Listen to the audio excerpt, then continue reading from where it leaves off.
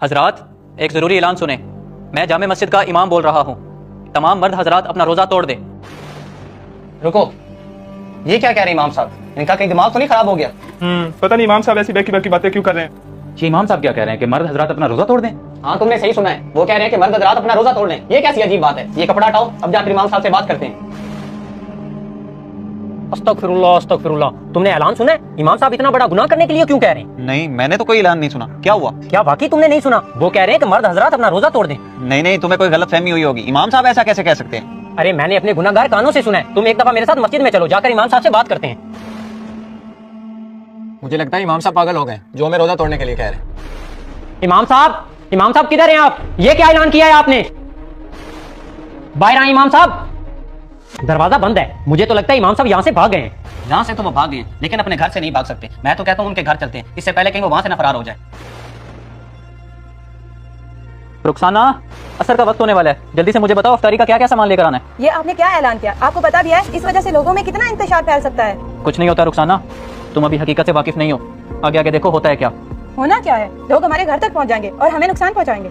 कोई भी हमें नुकसान नहीं पहुंचाएगा। तुम अल्लाह पर भरोसा रखो। तुम मुझे बस ये बताओ कि अफ्तारी के लिए क्या सामान लेकर आना है। मैं आपको कहीं नहीं जाने दे रही। बाहर आपको खतरा हो सकता है। कुछ नहीं होता, मैं खुद जाकर अफ्तारी ले आता हूँ।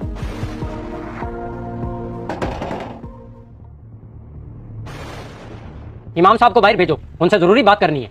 वो किसी जरूरी काम के लिए बाहर गए हैं। या ये लड़का झूठ बोल रहा है या इमाम साहब यहाँ से भी भाग गए हैं। नहीं, मैं झूठ नहीं बोल रहा, वो सच में बाहर गए हैं। अजान हो रही है, हम मस्जिद में जाकर इमाम साहब का इंतजार करते हैं। वो जमात करवाने तो जरूर आएंगे।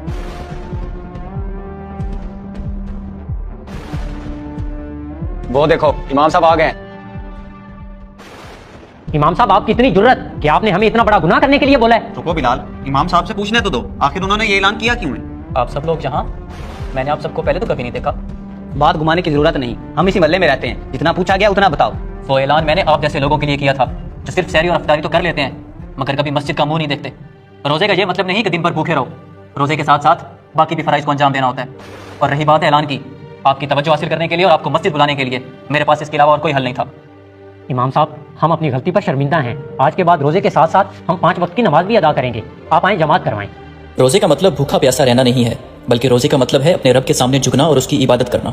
अगर हम रोजा रख कर भी नमाज के करीब ना जाएं और गलत काम ना छोड़ें तो अल्लाह को ऐसे रोजे की कोई जरूरत नहीं। इसीलिए हमें चाहिए कि हम रमजान के महीने में भूख प्यास के साथ अल्लाह की इबादत भी करें। अगर आपको हमारा ये मैसेज पसंद आया तो इसे अपने दोस्तों तक जरूर पहुंचाएं।